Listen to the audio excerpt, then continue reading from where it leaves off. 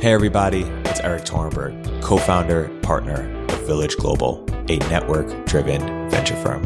And this is Venture Stories, a podcast covering topics relating to tech and business with world-leading experts.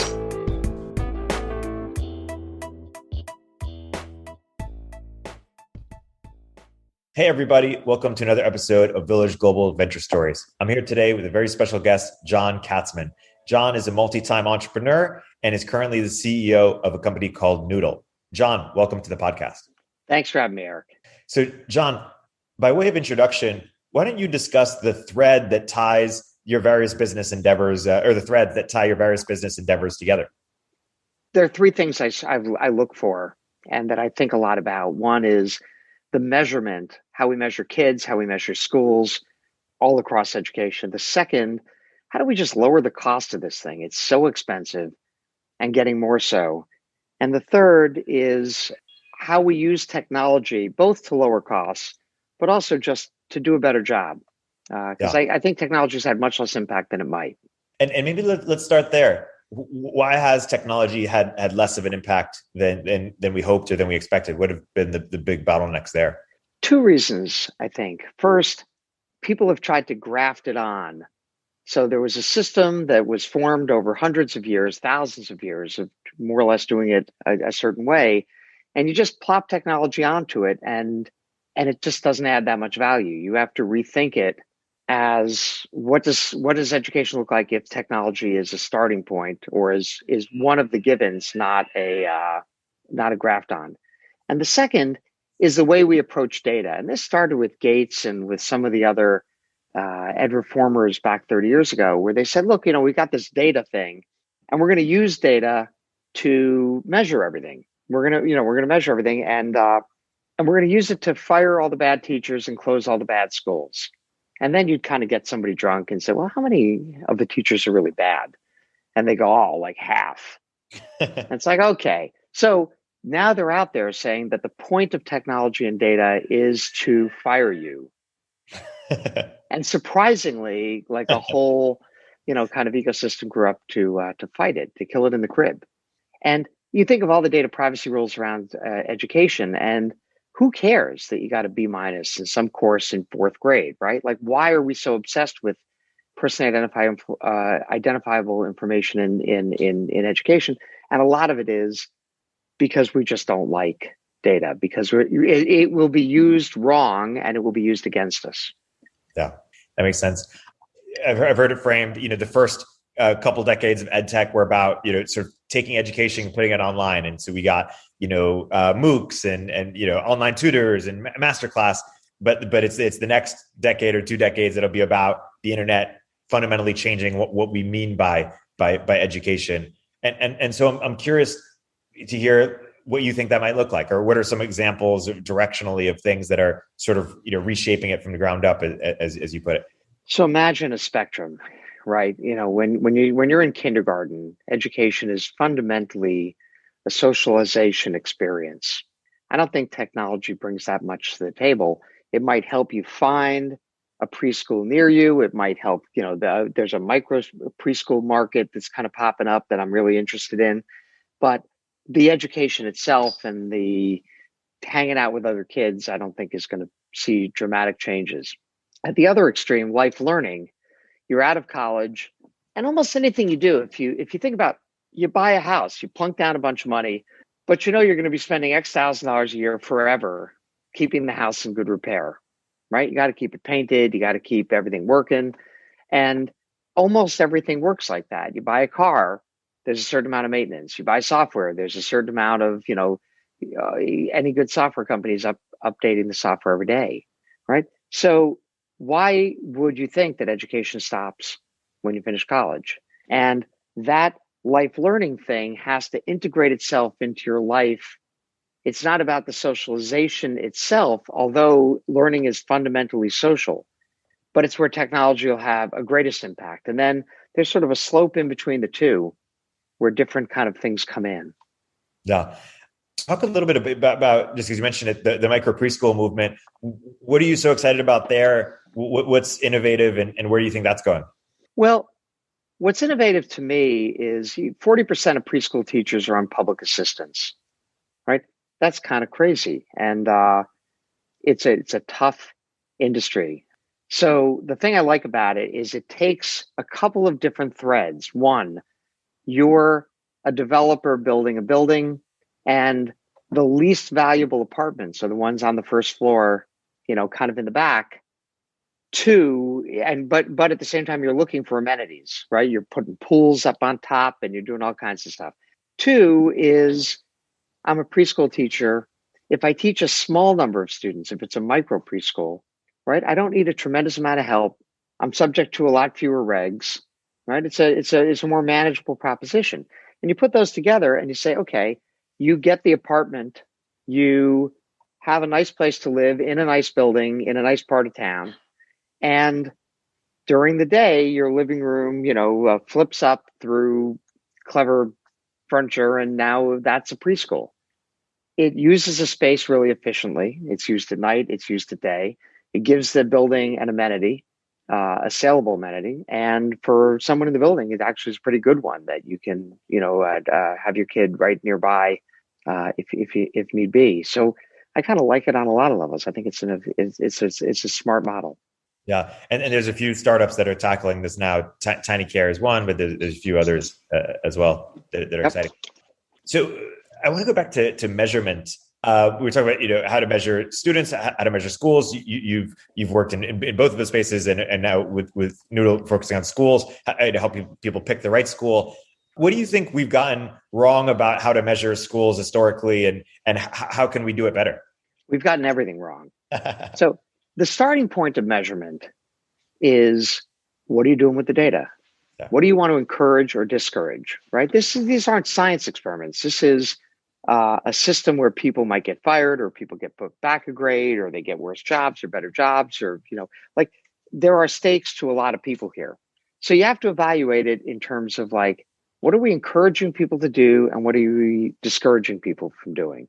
So, for instance, we start, well, say one more thing. The things you can measure in the short term in education almost always don't matter. What your grades were, what your attendance was, right? The only reason we care at all, or test scores, is we think those things are predictive of things we do care about, which are long-term, longitudinal, real outcomes. People like you who do this will have better lives than people who do that.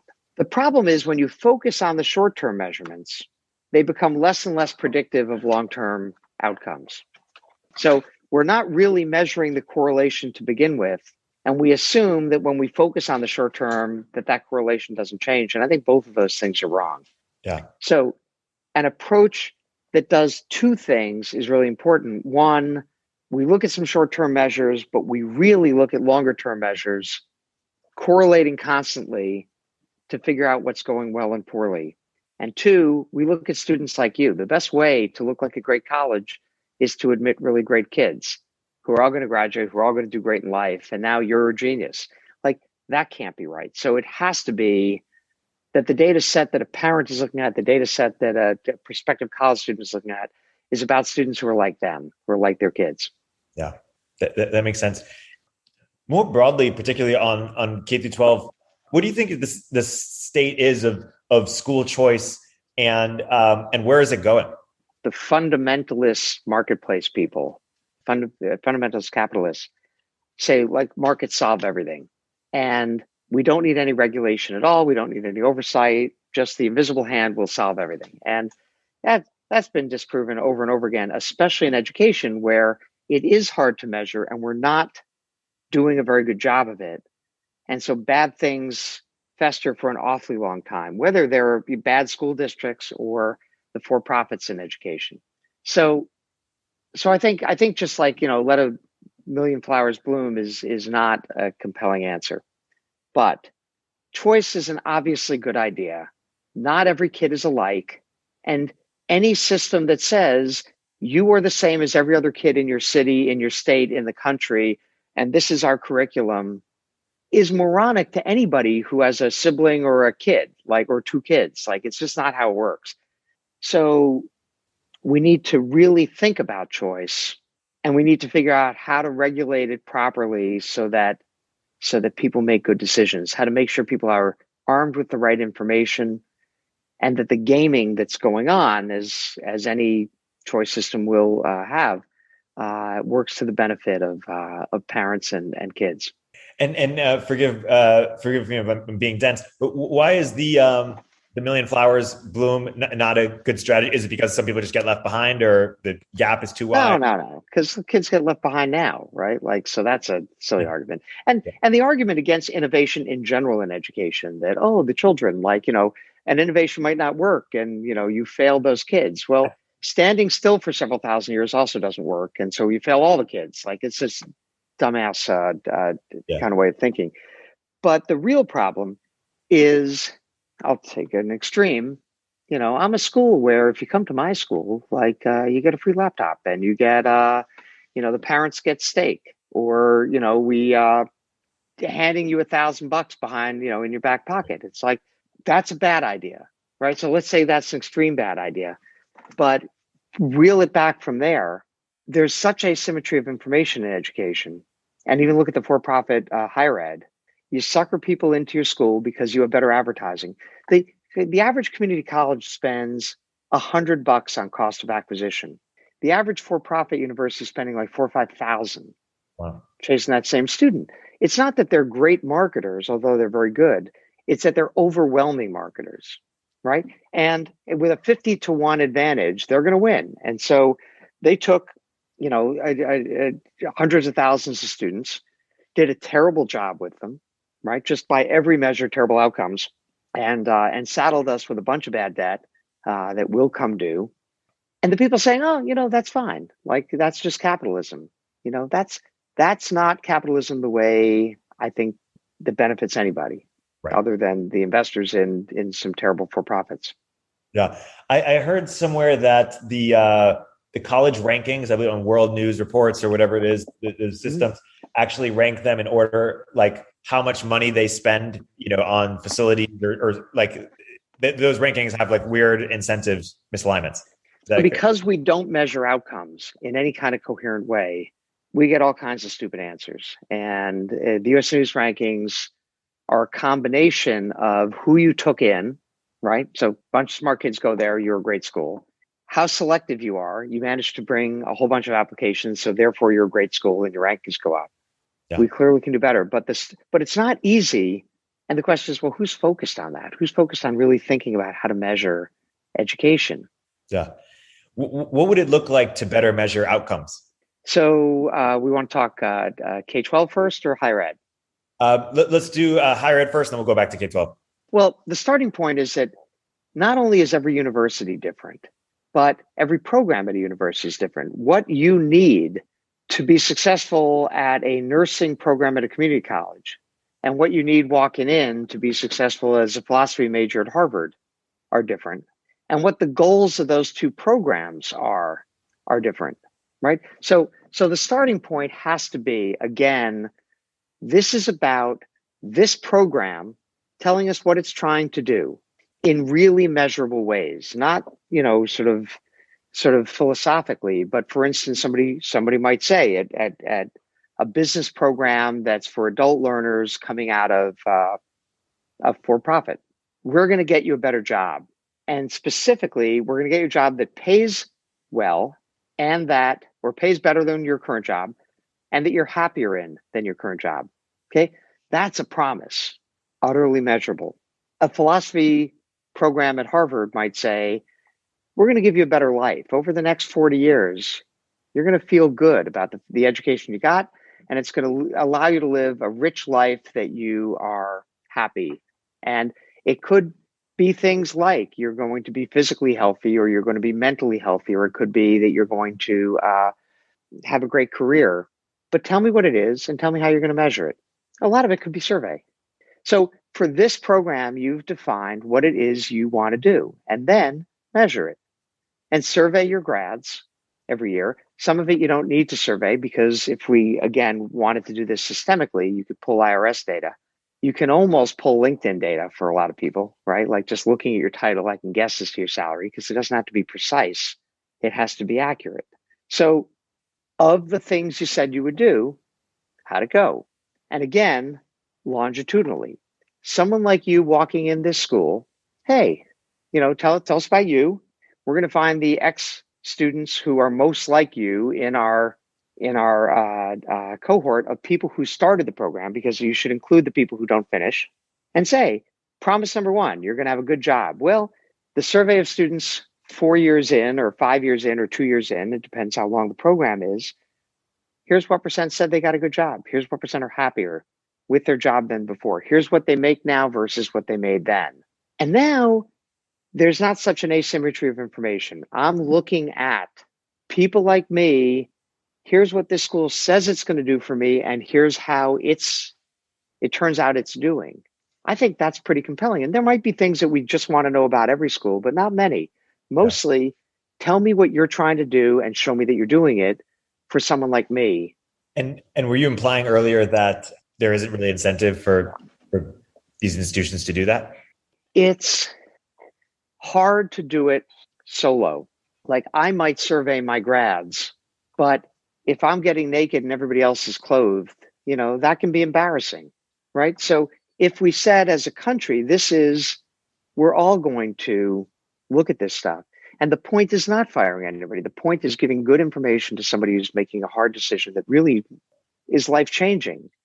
And so we're gonna do it. It's not very expensive to do, but it really is a lot easier, cheaper, and more useful if we do it in a consistent, systemic way.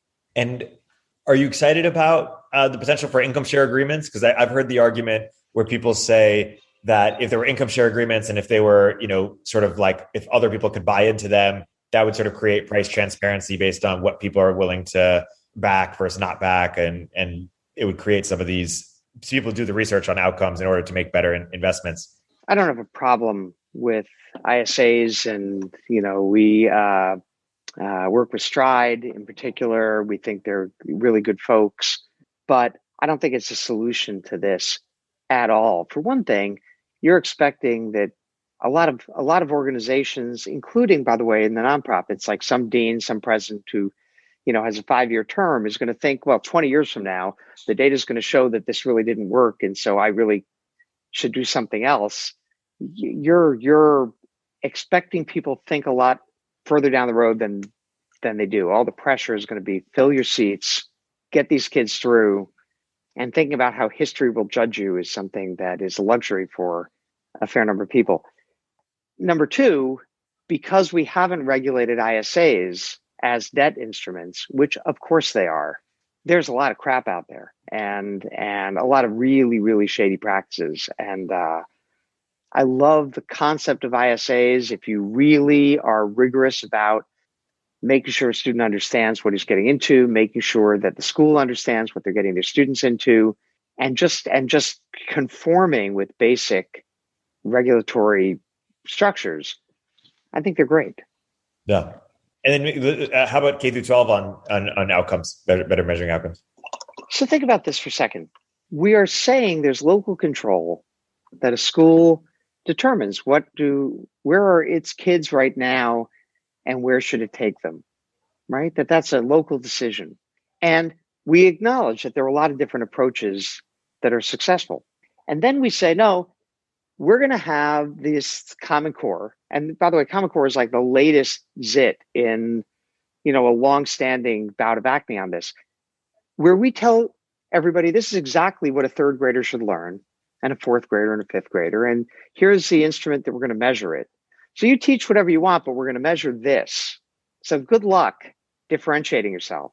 Like, it's all bass backwards. And what happens when you have a system like that is the educators themselves hate it, but you can't really figure out, since this was designed to fire them, you can't figure out, do you hate it because it's a gun aimed at you, or do you hate it because it's nonsense education, right? It's not how people actually learn. Not every kid needs to learn the same thing at the same time, and this approach isn't going to get you anywhere. But because you think it might be the first, you just don't want to do this because you don't want to be measured. We dismiss the complaints of educators, and we ignore the kind of original sin of assessment in K-12, which is one size doesn't fit all. And you can pretend this isn't a curriculum. This is really just a framework. It's just bullshit. You look at all the curricula lined up against it, they're all the same. So imagine we said there are a bunch of good curricula. For instance, in high school, there's IB, there's AP, right? There's any number of really interesting ways of teaching. If each one comes with its own assessment, and we say, look, tell us what you're going to teach. This might sound familiar. Measure it, and then we'll take the numbers. And in this case, what we'll do, since we do have some really short-term longitudinal data, I can look at your middle schools and I can see how the kids do in high school and do they end up going to college, right? So I don't wait 40 years to know if you're successful. There are a lot of interim steps where I start having a hunch, right? If you're the middle KIP, their test scores are a little bit better, significantly better than the district schools that are nearby. And you talk to educators about it. They're like, they spend more money. They're longer hours. Of course, they're more focused on the test. Of course, they get somewhat better test scores. Then you look at what percent of the KIP middle school kids end up graduating from college versus those schools. And it's like 4 times as many. And it's like, now tell me as a parent that you'd want to send your kid here versus here, right? Just the choice of what floor they are in the building is going to make a 4x difference in do they graduate college? And as we have more data over time, does that hold up in terms of what they actually make in income and how happy they are? Because there's plenty of data that says college grads make more and have better lives than non. Yeah. Right. But let's see if that pans out. So we use kind of equipercentile equating. If we say this network you belong to, this is the test they use, and they chose it with their curriculum. And they gave us in all the data and we crunched it and we said, look, you're a really easy tester. Everybody gets an A. So, I'm curving it to this based on your long-term outcomes. This student actually is, like a B minus. That student's, I can compare schools. I can compare students without forcing them to a one-size-fits-all test, which forces a one-size-fits-all curriculum. Yeah. Long answers. I apologize for rambling. No. But this stuff is complex. Yeah. No, it's instructive. And closing the loop on choice, how do you feel about vouchers? I feel about vouchers the way I feel about the death penalty. In concept, I'm totally there. Ted Bundy, somebody comes along, the world's better without him. Then you look at the real numbers at who gets the death penalty, and you say, this is really expensive. It's really flawed in a number of ways we don't have to talk about. Why don't we not do that? So if you put together a voucher system that is really, really thoughtful about how the money chases the student and what the incentives are for schools, how much money is on the back of which kids, I could be for it. But I haven't seen a voucher system yet that really gets me where I want to get. Yeah, that makes sense. I want to go back to measurement of students, sort of where we began the conversation, because there's been some concern recently among, some people that, universities are sort of getting rid of some of the, or some of the SAT requirements, some of the GRE requirements, some of these standardized tests across the board. And there's a sort of question. One, people wonder if that's because of sort of political, motives, or if it's like punishing certain groups of people who are high performers. But then also, just what sort of signal does it mean to get into a certain university anymore? What is now? You obviously, the Princeton Review, have thorough expertise and experience, and you started the conversation by saying the SAT is not a good test, and it could be so much better. What are your views on all this? Like, what should happen? What should exist? You asked me these little tiny questions where I can answer in 3 words. So I'll start with a metaphor. A college admissions officer is not St. Peter at the gate. You are worthy and this guy's not. They're a casting coach, right? I'm looking for a tall guy with white hair to play Uncle Bob. I'm looking for a short, fat kid to play Billy. I'm looking for a dog to play the dog.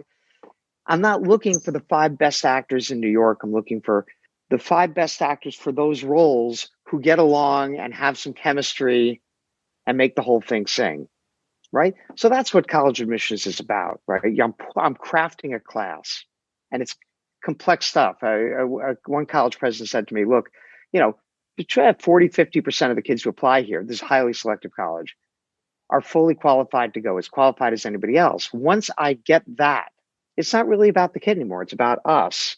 And I need geographic and gender diversity, and I need engineers for my engineering school, and I need football players for my football team, and they're like 150 buckets I have to fill, and that's just how it is. And I have to have a certain amount of tuition, because if I don't fill my tuition goals, then I go out of business, right? So I don't think people appreciate that the process is not random. It looks random because actually what's going on is much less about a ranking of students and you take the best ones, but more about crafting a class. It's why, for instance, wealthy kids don't really compete with disadvantaged kids at all, but Princeton, Harvard, and a couple other schools that can afford to give everybody a free ride. I need so many of these to pay the bills. I need so many middle class kids to cover the rest of my goals, and then that allows me to take so many disadvantaged kids. People don't realize the cost of higher ed has been roughly flat to inflation for 20 years. Every year they jack up the stated tuition. What they're doing is reaching harder into the pockets of upper middle class people, and they use that money to bring in more kids who are disadvantaged and give them more financial aid. So against that background, think about all the different things that 30 years ago a college admissions officer used. She said, well, I've got the interview. Tells me who the kid is. Well, we don't do interviews anymore. We have too many apps for all kinds of reasons we could spend the next hour on. I have the essay. Well, it turns out that essays of wealthier kids, there's more coaching behind it. There are more eyes on the thing. Some kids are having somebody else write it all together. They turn out to be more biased than the SAT, right? In terms of who writes an essay that's highly scored. I have grades, except there's been massive grade inflation over the past 30 years. Everybody's got a 4.0 or better. So that's not that helpful.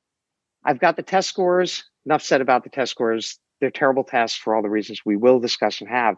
But starting from the fact that, again, it's one size fits all. This is what everybody should learn, and everything else is unimportant, is a tough place to start, a good process. So what's left, right? You've just got each piece of the college admissions process has been taken apart. And then you get people saying, well, it's kind of a crapshoot now. Why not just make it a lottery? Except that I'm a casting coach and I'm actually trying to put on a good play. And it is not random. I don't want 5 random actors to take these roles. I am building a cast that I'm proud of and that has worked for centuries at a lot of these schools, and my kids have had a good experience here. So you start a college and make it a lottery, but no, thank you. We need to start from scratch. I'm actually meeting tomorrow with a group of people that we're working on. I'm mentoring them on a startup to compete with College Board and ACT and say, we could make this process so much better and less expensive and less stressful and more transparent, better for schools and better for students. And if you start with a clean sheet of paper and say, how would I do that? A whole bunch of answers will come to mind. And right now, no one's doing any of them. Without revealing, any secrets, what would come to mind in terms of what values might undergird the criteria of if we were starting from scratch? Like, how would we rethink it?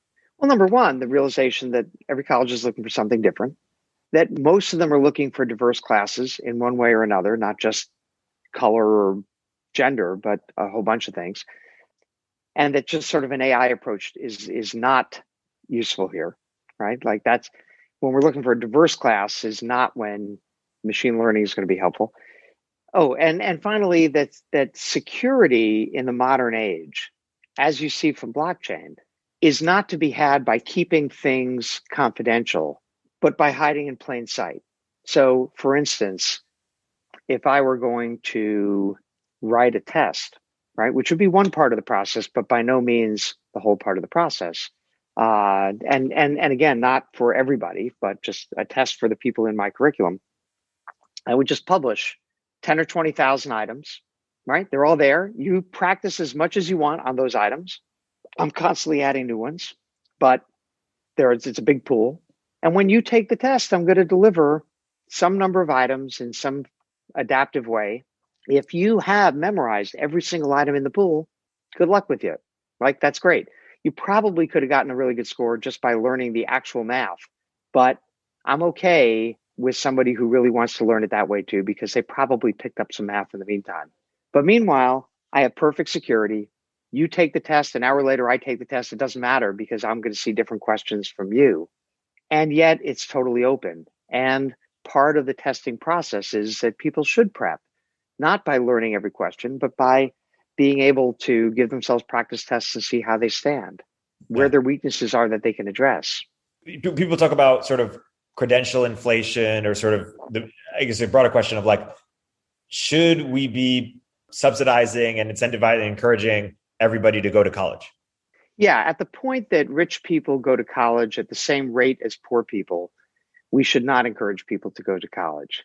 At the point that my kids will go, but I don't think your kids should go, fuck you. Right. Right. And then what about sort of grad school and sort of the PhD side of things? How do you think that should be reshaped, if at all? Professional masters are kind of a different question than PhDs, and more broadly put, there's higher ed that really pertains to a job, and then there's higher ed that's really about research and probably becoming a professor yourself. The second group, I don't really focus on because higher ed's got it down, and we can say, are we overproducing faculty? And the answer is, if we are, then they'll produce less of them, right? Like it's that kind of has been working for a while. I'm much more concerned about the first group. And again, the Silicon Valley narrative has been, we don't need full degrees. It's all about badges. The data has said something different, which is that the gap between grad school educated and college educated is widening, not shrinking, just as the gap between college and high school is widening, not shrinking. So somehow the data reads very different from what the data people say it should read. My feeling is every bit of education you get, again, just like you buy a house, you're going to need to put money into it all the time, forever. And you build software and you're going to need to update it forever. Any degree you get should have a tail of some amount of learning you're going to do throughout your life. And certainly in a world that's being disrupted daily by one thing or another, when you switch careers, you're going to need some more learning. So I think that lifelong learning can coexist with graduate school in perfectly reasonable ways. I have a degree. It's sufficient at right now, and I'm going to take non-degree programs, certificate programs, to keep myself current and to keep myself growing. But when I want to make a leap, graduate school is probably going to continue to be a good idea. One thing that's changing is that graduate school is now, pre-COVID, was 35% online. Post-COVID, I'll bet you never goes under 50% again, and will continue on its march towards 100%. Because doing graduate school online, if it's done well, and doing it part-time in combination with a full-time job, is like a third the cost of doing it the old-fashioned way. Like if you consider opportunity costs, the older you are, and the average age of an adult learner taking one of these online programs is like 30.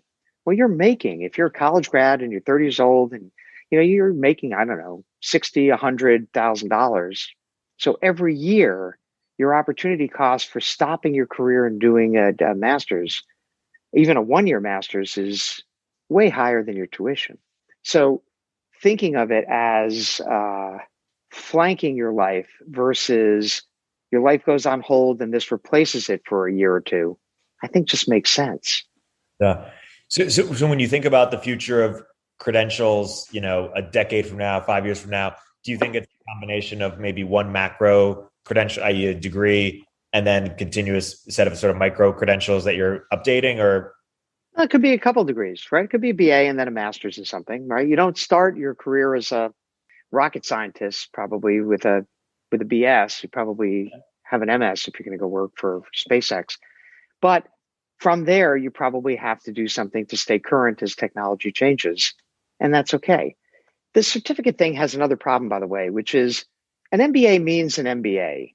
Right now, look, an MBA from this school, they have probably a fairly consistent product. As an employer, you get to know, I've got good luck when I pull from there and less good luck when I pull from here. But they're all basically teaching something that is recognizable as a set of business skills. Every certificate program is completely different, and they all have vaguely similar titles. And this one was a 2-week seminar, and this one is like 12 credits. It's entirely inchoate, and the idea that I'm going to put into my job description that you need this credential without some government kind of thing like they have for, allied health is just fantasy. The idea that we're just going to sort of organically as a community, and again, this is where free market fundamentalists just have it wrong, like that somehow out of that mess without any government involvement will arise something that's useful. I haven't seen it yet, and I don't expect to see it. So I would love to see a new degree, which is sort of the associates of a master's. Yeah. Right? Stackable towards your master's, consistent from school to school, and something that you can sink your teeth into. This is a 12 credit thing. These are the competencies that people expect to walk out with. It's offered by these universities. I could imagine something like that, an employer saying, yeah, I can put that in. You should have a master's or at least a specialty in this. But as long as those are controlled by individual schools or by individual orgs like edX, they're just marketing titles, and there's nothing an employer can do with them except just ignore them. Yeah, that makes sense. What do we do about the costs? Or what do you think is the most effective? A lot of students in debt, obviously, at the higher ed level. Like, what do you? I read in Richard Vedder's book, he attributes a lot of the costs to sort of misaligned incentives with sort of government subsidies. The more they get, the higher they charge because of the incentives. Is that a semi-accurate directional take? And what are your thoughts on? Every complex problem has a simple solution that's wrong.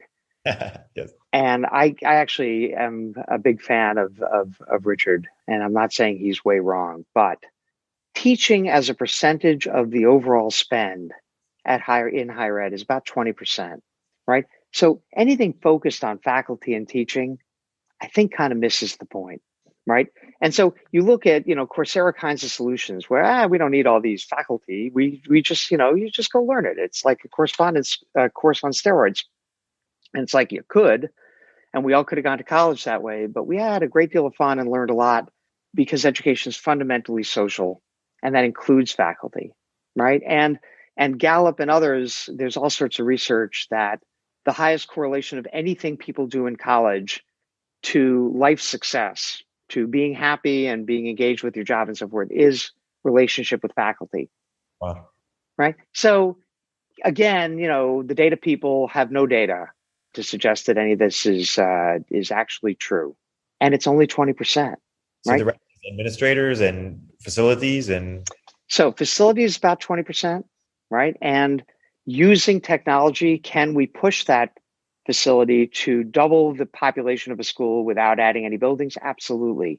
Then you've got administration, senior administration, from the provost on down, and that's like another 15+%.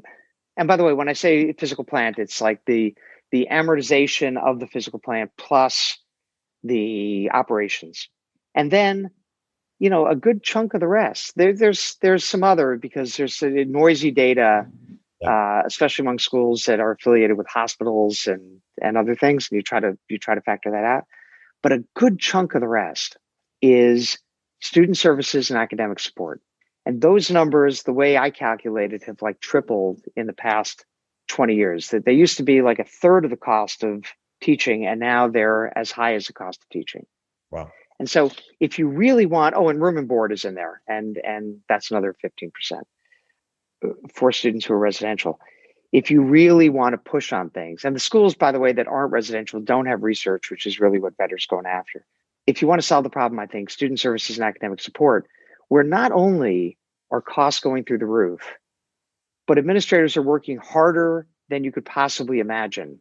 They are buried, and they're getting less done in terms of students are walking in with all kinds of needs. There's all kinds of regulation now that gets added on.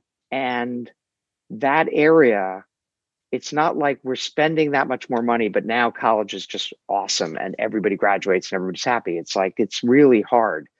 And if there's any place where technology can have a huge impact, it is streamlining administration, specifically streamlining student services and academic support. Yeah. What's an example of that, or what would that look like? Like what's going into that? Okay, I looked at some liberal arts schools, and I'll call them out. Davidson, by my calculation, and it's imperfect, but I do it apples and apples, so I can see it over time, and I can see it across schools. The cost of packaging financial aid for one student through her life at the school, right? Just packaging the aid. This isn't like the interest or anything. This is like the cost of putting everything together is $5,000. Now, the average student who has debt, I'm talking per student who has financial need. The average student walking out of the school who needed financial aid walks out with like 25, 30,000 bucks of debt. 5,000 Wow. was just the cost of actually packaging the aid. That's crazy, right? So there's schools that do it for a couple hundred, but it's an example of they're trying very hard to do it perfectly. Who exactly gets what amount and who's gaming what, and how do we make sure that we're not being scammed? But in the end, is a cure better than the disease? Yeah. With the last 5 minutes or so, I want to ask a broad question. Not to say my questions today have been pretty broad too, but an even broader question, which is, I'll ask two versions of the same question. One is, if we're having this conversation a decade from now, and we're sort of, catching up on the state of K through 12, the state of higher ed, I'm curious what has changed, what significantly has changed. And I'm curious, by the way, if I wasn't following this in 2010 or 2011, but if we were having it then, is there a lot that would have changed, in that conversation? That's one version of the question. The other version of the question is really just, you've been in the space for many decades now. If you put your investor hat on, I'm curious what your sort of request for startups or request for innovation, things that you're backing. You mentioned one example of things that you're looking to see happen. From an investor hat, in pre-K, I do like the micro preschools, and I do think that a rethinking of, like, right now, how do we measure again who's actually having impact on kids? And so we should have a lot more data, for instance, on the New York City universal pre-K experiment over the past 8 years, and we have nothing. Nothing's been published. Whenever nothing's been published, my spidey sense is, no, they did the numbers and they sucked, and that's why we're not talking about it. So I'm pretty curious about that. In K-12, I think the major opportunity is in supplemental education. And specifically, people think about supplemental education wrong. They think about it in kind of a 1960s, 1970s way, which is, here I've got my basal textbook, and then I've got my supplemental thing. And so I'm teaching this unit, and then the supplemental has worksheets and all sorts of stuff to reinforce the learning that we're doing right now. The right answer is, especially I'm talking about less advantaged kids. There are a lot of kids in there who are 1 year behind grade level, 2 years behind grade level, who have all sorts of holes in their game. Teaching them more of this stuff is not actually useful. So if you said, we're going to have a 12-month a year, 7-day a week, 24-hour a day set of resources for students that take them where they are right now and just continue to teach them. So you're in 7th grade and you're doing 7th grade stuff. But when you go home, and when you're home for the summer, and when you're home, there are a set of resources, people and tech, to say, actually, you're at a 5th grade level in this. But you don't even have to use the word 5th grade. This is the stuff.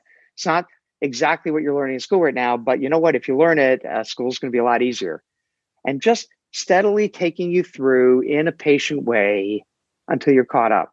And if you think about supplemental education as detached from the basal, detached from the standards, detached from the goals of this year, and just meeting the kid where he is, I think there's an opportunity there.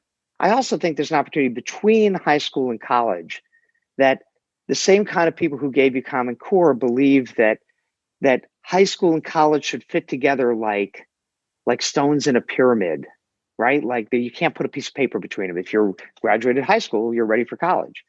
And again, as I said before, are you ready for a philosophy major at Harvard? Are you ready for a nursing program at a community college? Like, what are you ready for? Every school is different. And every school is teaching some overlapping set with whatever the standards are. Every teacher is teaching an overlapping set with that. Every student's learning some part of that. You didn't get a perfect score coming out of high school. You had to be average, which you learned 80% of the stuff. Well, which is the 20% you didn't learn? And then on top of that, you forgot stuff, especially as an adult learner. So there's a gap between the two, between the skills necessary to succeed in the thing you want to do and the skills you actually have right now. And that gap isn't going away. And my guess is all of the forces, all the tectonic forces drive them apart, not together. So if you think about that as a market and say, what are the businesses that are going to be built to serve that market, the on-ramp to college, that allow colleges to have high standards? We work with kids who know these things. If you don't, you're not ready to come here. But make college accessible to everybody and say, look, if here's where you are, here's what you need to have in order to succeed there. Why don't we save you some money so you're not spending college tuition and then bonking out? It might take a week, it might take 3 years, but we'll get you there. And actually, we as a country owe it to you because you probably didn't learn it because we probably sent you to a crappy school. And so this isn't out of Title IV. This is more out of Title I. This is something that if we're successful at it, could be inexpensive and could actually be pretty well subsidized, not a debt instrument. When I look at higher ed, I think in terms of the move online is going to force a consolidation of the space. Everybody's been talking about it for a while in a fairly unsophisticated way. I think most of that consolidation is going to be schools pulling in their horns and doing less. Which are the majors that are really core and that we have a reputation for and that we can deliver at a cost structure that is better than other people with a quality that's better than other people? And the schools that focus themselves, I think, are going to be long-term successful. I think there's going to be tremendous headwind for tiny little schools without a brand and for national schools that are fighting, especially online, a rear guard action as really good online efforts pop up locally that offer better economics and a better job community than the national players do. So who's servicing those schools? How do the schools collaborate at scale? Is where I think interesting things are going to happen. And finally, life learning, Coursera takes between 50 and 65% of tuition, basically for providing some marketing. Once again, we have Silicon Valley stepping in and saying all of the benefits of tech should accrue to Silicon Valley, right? We're going to save some money and then we're going to spend all of it on marketing. So I think the opportunity is going to be people who actually can drive down the cost of higher ed and make sure that money ends up in kids' hands, students' hands, are going to win in the continuing ed space, in the ongoing education space. Enough said about that. And again, the testing companies are vulnerable. They're not very good. Their feet are set in concrete. They have a one-size-fits-all mentality that has been proven to be ineffective. And people who come up against them with a more compelling solution are going to find a good audience. Yeah. I've heard the argument that SATs were basically substitutes for, or these standardized tests were substitutes for IQ tests that were basically like politically incorrect for employers. They weren't substitutes. They were derived from IQ tests. And some people think that IQ is actually, more correlative than people give credit. You think IQ is probably a bad predictor or a bad sort of like success in a company or something? Or I know people who are super smart, like a handful of them. They are clearly smarter than you and I. Than you and me. Like let's put those over there. And I know people who are mentally disabled. In between those two, the 98% of us, I just don't think hardware matters. I think it turns out that software is dispositive. And some of that happens very early in your life. Some of it happens later. But the fact is, I actually was sitting down with the guy who wrote The Bell Curve, Charles Murray. And we had lunch and we were just talking about this because I'm more a nurture guy and he's more a nature guy. And everybody agrees it's some combination, but I'm way on this side and he's way on that side. And we came up with the G prize. And the idea would be this. You fund groups to come up with teams you give them 200 students. They are 6 years old and they're testing at a 90 IQ, by reliable measures. Their parents have signed off that you can do just about anything. So you can pull them out of their neighborhood. You can put them in, an academy. You can use approved drugs. You can do whatever. 6 years later, they are now 12, 13 years old, they're in middle school. And can you get 80% of them to test at the 75th percentile, again, on reliable measures of academic achievement, right? That NAEP kind of batteries. And I said, if you could do that, if somebody won that prize, are you wrong? And he said, I'm dead wrong. If somebody could do that, and I would bet anything that they cannot do that. And when I talked to a whole bunch of other educators, their answer is definitely someone could win that prize. And so if we ever want to settle this question, I think we just need to do the G prize, because I know an awful lot of people who would compete, and it would be fascinating. And if it turned out that the intervention cost $1 million, you could take someone who is going to be a cost to society their whole life, right? The prisons are full of them. I mean, like all down the road, and turn them into somebody who is going to be a serious producer, but it costs $1 million. Still got a great ROI. And if you can do it for $1 million, over time, we can probably do it for $500,000, right? We can do it for less. So we can figure out what's important and not. But the first question is just, at any price, can you do it? Yeah. So which way would you bet? It's a good question. I'm not deep enough on the science of it, but I'd love an inspired person to hear about it and maybe support it or help bring it to life, because I think it's a really great idea. Awesome. That's a perfect note to end on. My guest today has been John Katzman. John, this has been a fantastic episode. Thanks for coming on. Totally fine. Thanks for having me, Erik.